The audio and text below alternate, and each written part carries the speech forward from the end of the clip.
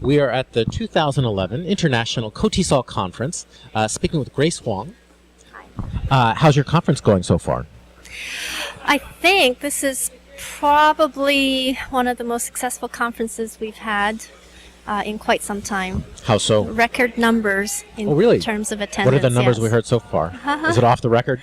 Well, we had almost 1,000 people pre-registered, and that is definitely a record breaker. Now, it's been a challenging day. We've had downpours. How's your conference experience been so far? Relatively smooth or just the normal bumps? I haven't had a conference experience yet. Is this your first KOTESOL conference? No. What I'm saying is I'm not able to experience the conference because I am also serving as the Financial Affairs Assistant Director. And I've been in registration dealing with the cashiers and all of the... How much fun is that? It's been like a zoo down there. That's about all I can say. But I think we're past the worst of it now. So what can you tell us about your background? How did you wind up here and what are you doing here? Well, that's an interesting story. My undergraduate work was in pharmacy, actually. I was a pharmacist in Canada. But I came to Korea with my husband and began teaching English here, almost 15 years ago. And I loved it so much that I went and got my master's degree in it. And now I'm more of an language teaching professional than I am a pharmacist. If I were to go back to Canada now, I'd be in trouble trying to get licensed. Okay, so better to get English from you than drugs. Yeah. Now, what is your day job? I'm a professor of college English at Yonsei University, the college English department. Okay. Yeah, University College. Now, you also spend a lot of time with iEnglish. What can you tell us about iEnglish? iEnglish, yes. Well, iEnglish is sort of my baby, as I would call it.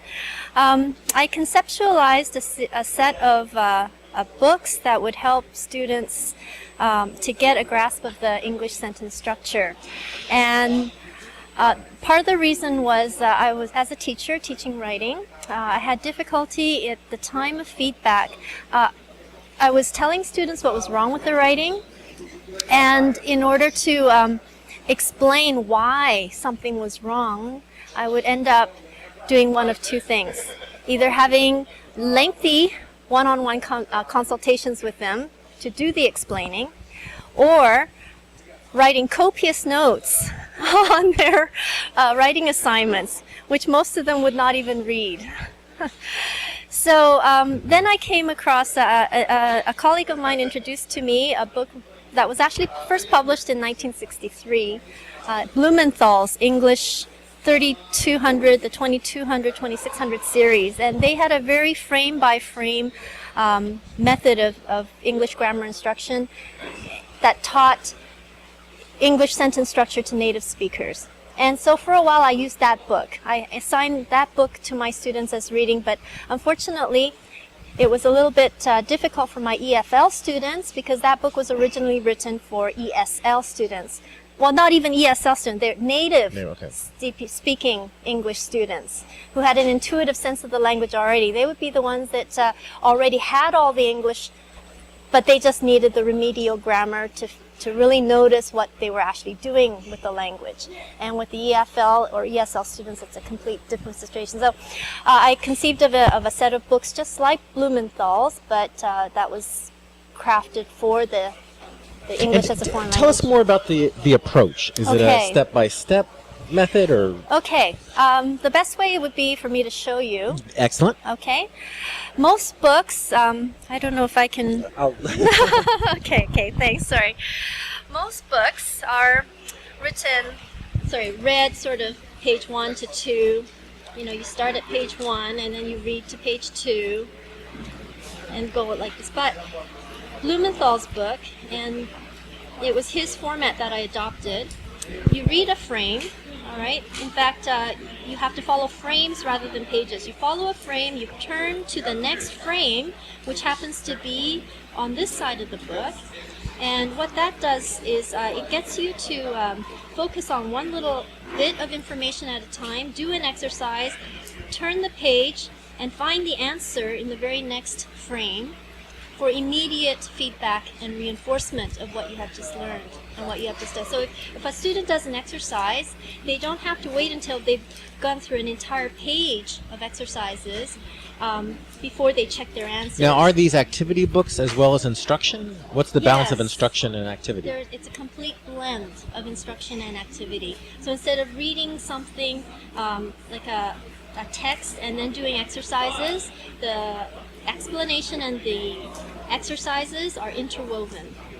So at every frame, they just focus on one minute part of the English language system at a time, and then they do something with that little bit of information and get immediate feedback the very next frame.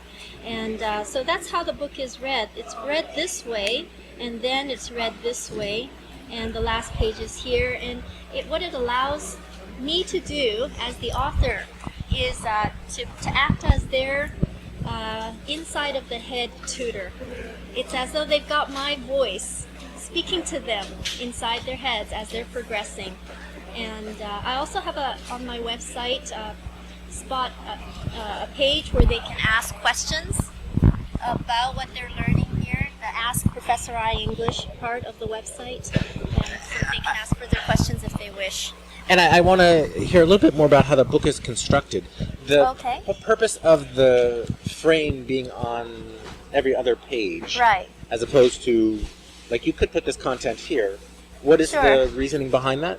Because when you are reading this content, it's all too easy to see the answer here as you are writing the answer on. But if you had to turn the page.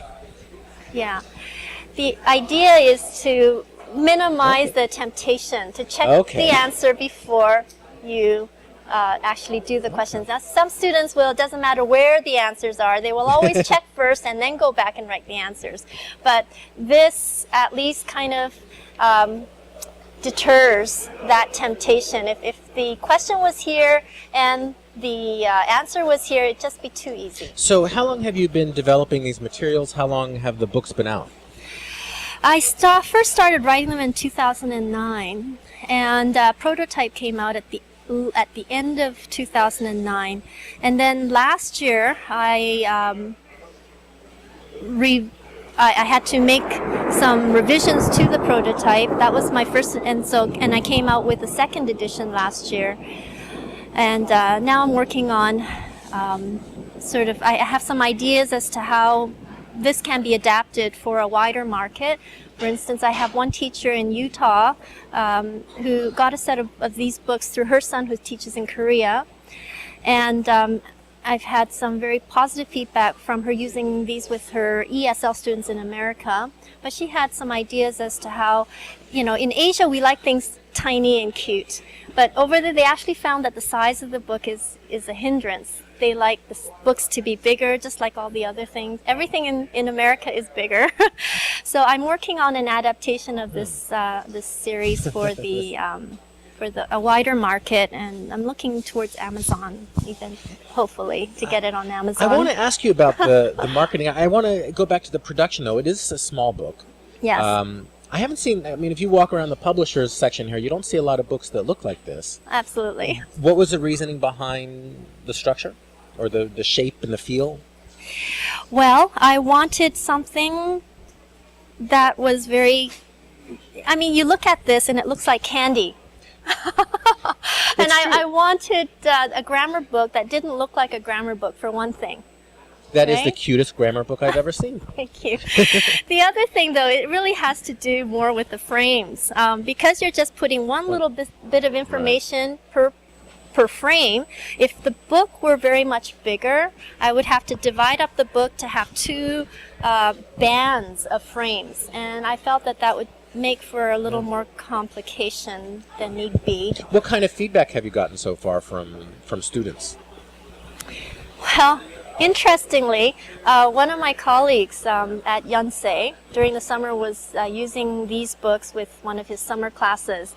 And a TESOL graduate student from the University of Hawaii had come all the way over to conduct some research with his classes, and it had to do with extensive reading. One of the things that she was looking at was the students' attitude and their learning experience reading these books compared with the typical extensive reading type of material, the reading for pleasure, and so on. Because this colleague of mine is a huge proponent of extensive reading.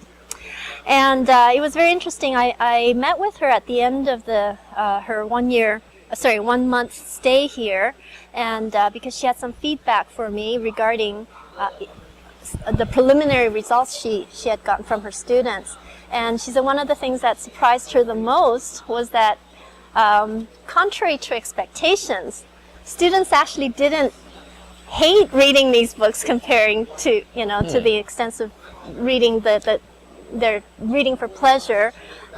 Some students actually, a lot of the students actually seem to enjoy reading it just as much as almost as much perhaps as the Now we tend not to think of reading a grammar book. I know, exactly. But that's the experience I wanted to give them. This is not a grammar book that just teaches grammar. It's really a reading experience, and they're reading. How do you do that? Is there any integration in from one frame to the next frame? Is there any integration of storyline or anything like that? Well, there is.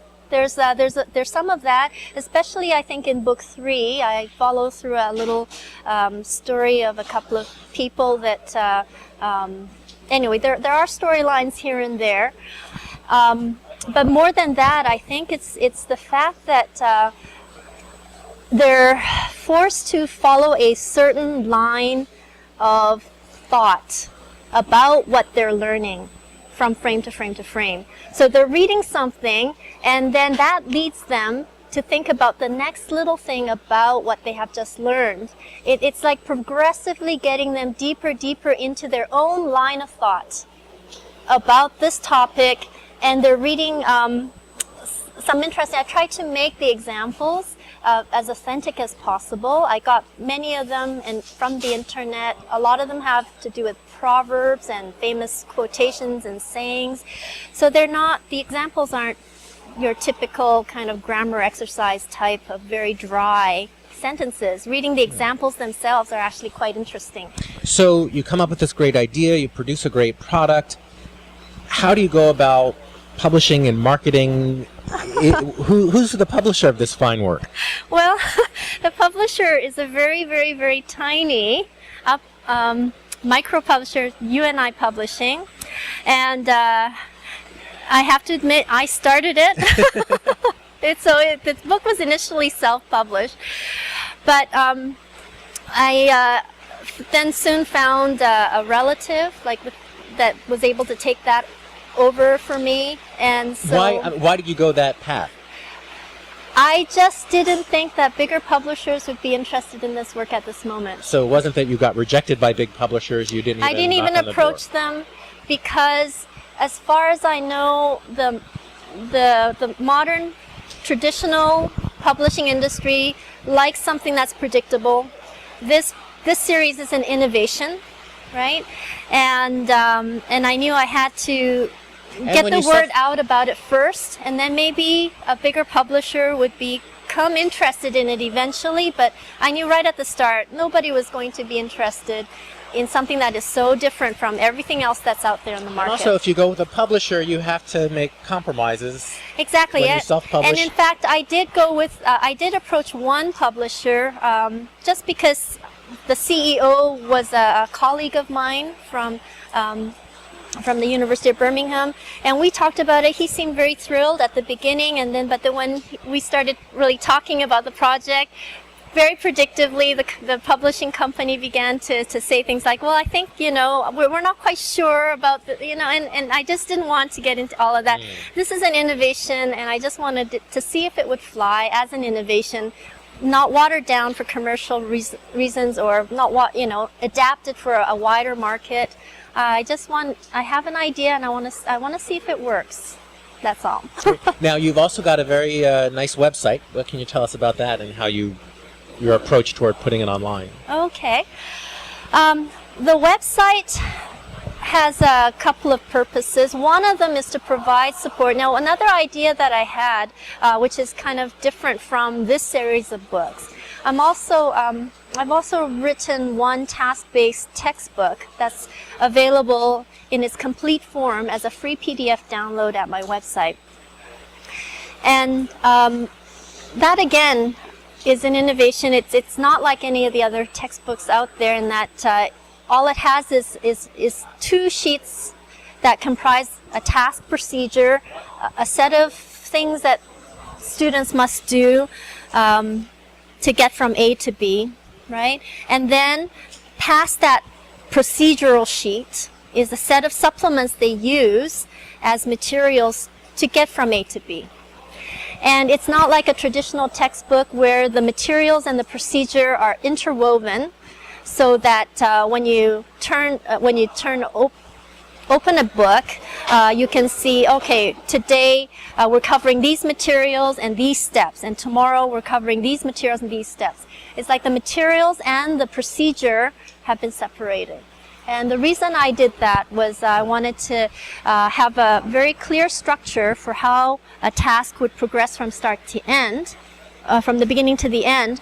But I'm the kind of teacher that just really, I have an antipathy to textbooks for the very reason that they seem to direct exactly how you should proceed from classroom to classroom. If I have a procedural sheet, I can look and see where I can make changes to the procedures here and there.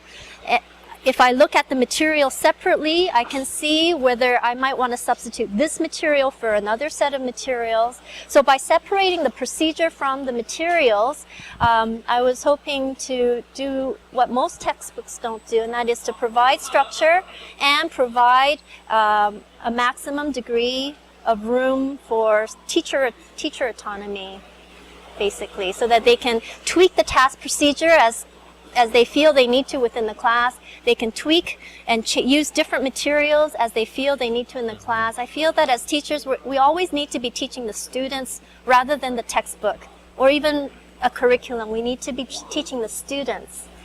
And the materials and the textbooks, they're just a means to an end. So I wanted to come up with a textbook that I would be happy using. This is what I came up with. Again, it's an innovation. I know that no publisher would want to publish it and try to make money. Well, I think that's going to change. do you feel like it's been successful? Do you feel like it's marketable? I think, and then that led to another idea. This You're a busy whole, this whole idea, you know how in the world of software, you have the open source content software, where people can just join a part of a community, develop software, and let other people use it for free. I just love that. And so I was thinking, okay, here's an idea for a textbook, and it's like a prototype. If teachers are become accustomed to this kind of a textbook, this textbook could be used as a template. My textbooks will always be uploaded. I'm writing a few more right now for some of these different classes I'm teaching. They will all be uploaded free for free download. And I'm just hoping that maybe one of these days we could create a community of teachers who are willing to just develop textbooks like open source and allow people to download them. I love that idea. Now, these books, they're available entirely online, or just the first couple of chapters? Yeah, these little books are available only, like the first 2 lessons are available for download online. That's for people to experience them a little bit and become familiar with them. But the textbook you were talking about? The textbook, I call these workbooks. Workbooks, okay.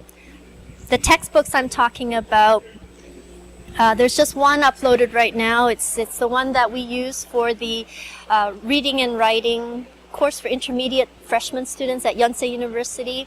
That textbook is already uploaded, and anybody can download that. These little books, only the first 2 lessons are available for download. And right now, they're only sold at one place, and that is the Yonsei University bookstore. Or people can buy them online?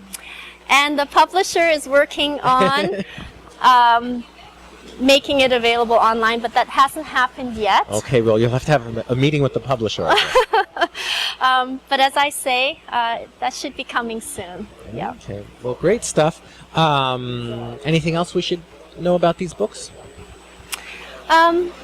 Just. Oh, we should know the website. What's the address? Yeah. Oh, the website address is iEnglishR.org. iEnglishR.org. Actually, there's Wow, you've got there you go. the attire and everything. We sponsored the T-shirts this year, so Awesome. there you go. Now, I do have to ask you before letting you go. Tomorrow, you've got a big interview lined up Oh yes. with Dr. Stephen Krashen. Oh yes. What are you planning to discuss? Are you excited, nervous? I think it's going to be great. I can't wait to sit down with him because I have so many questions I've wanted to ask him ever since I did my TESOL work more than 10 years ago. But in particular, I'll be asking him about some of the content that he shared in his plenary address today. And I'm just really thrilled at the opportunity. I can't wait. Sounds great. That's going to be 11 a.m. Korea time, 300 GMT. Yeah. Stay tuned for more. Grace, thank you very much. It was a pleasure talking to you. Thanks a lot, Jeff.